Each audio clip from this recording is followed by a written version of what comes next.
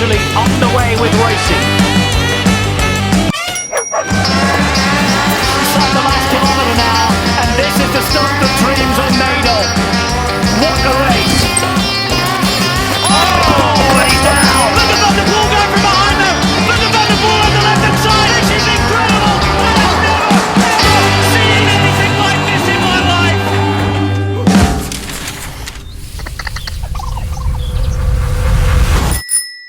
Molly Herford, welcome back to Ian and Friends. We're going to talk about cyclocross. It's been so long, Ian. I feel like we haven't done this in a year.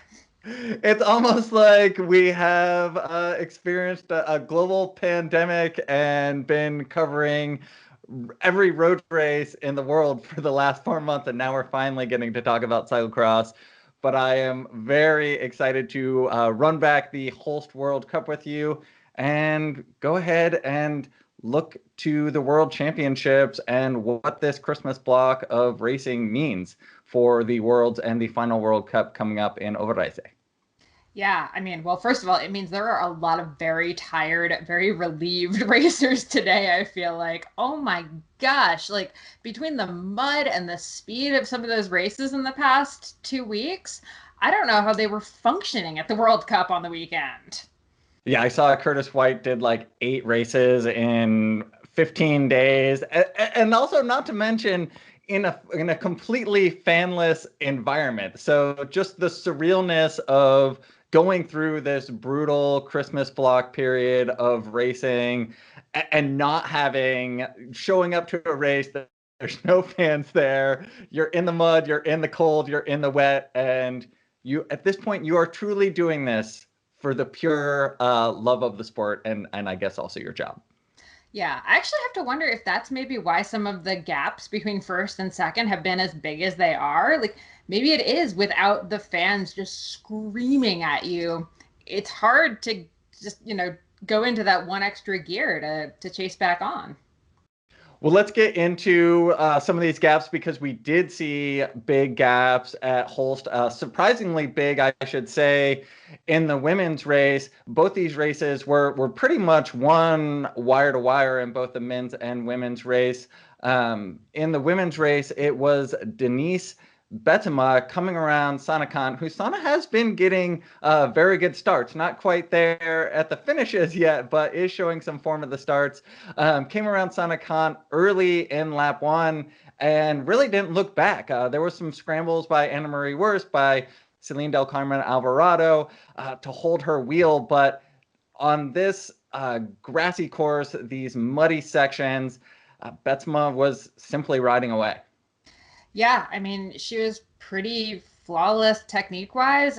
I mean, it's hard to watch for sure. Like let's just put that out there and say that, watching her just destroy a race like that, it's tough when, we know where she's been in the past couple of years. We all know tainted supplements, 6-month ban. It's hard to cheer on someone like that, to be totally honest.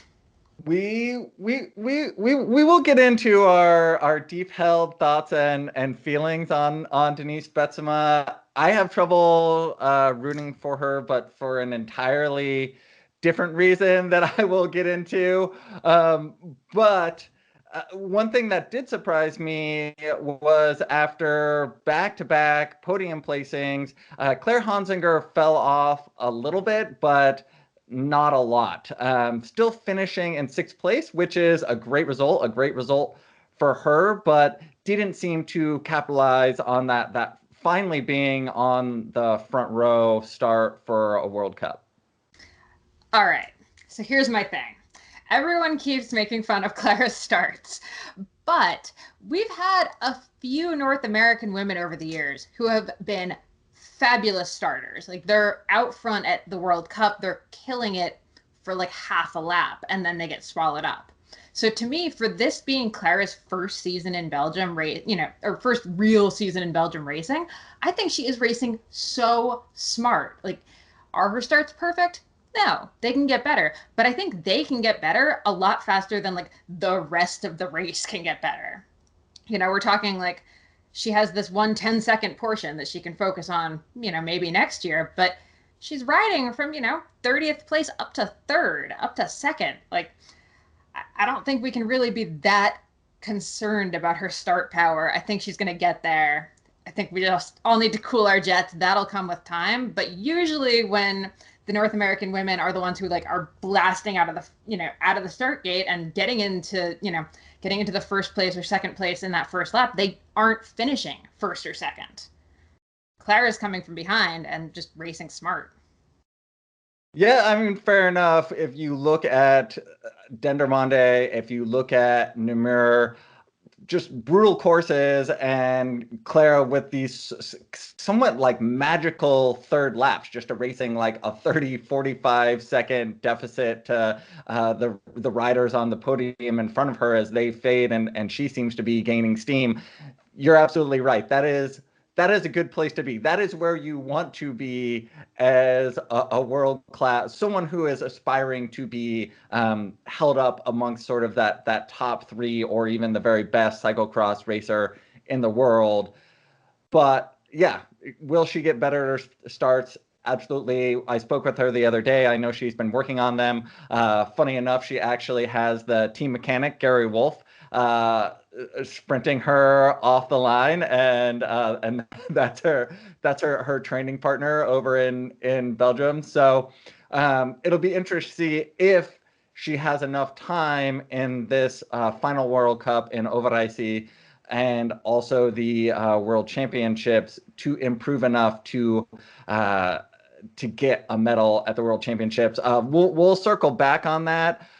But let's talk also about what we saw out of Brand and Alvarado and Holst, because similarly, neither of them had great starts. Let Betsema get a gap, and Brand did make a strong move, but it was, seemingly too little, too late. Like she came around Alvarado and Worst with a somewhat searing attack, and you're just wondering where that move was, where those legs were on laps 1, on laps 2, when Betsema was riding away with this race.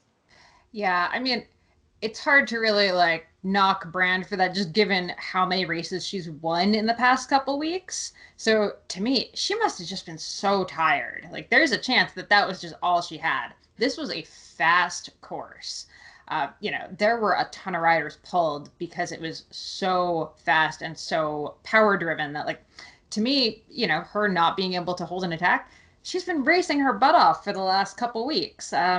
She might have just decided to pull the plug on it a little bit, and okay, this attack didn't close the gap as much as I would have wanted it to. Okay, parachute, save it for Overijssel, because finishing second, still keeping her right up there in the rankings. So it's not going to drop her by much.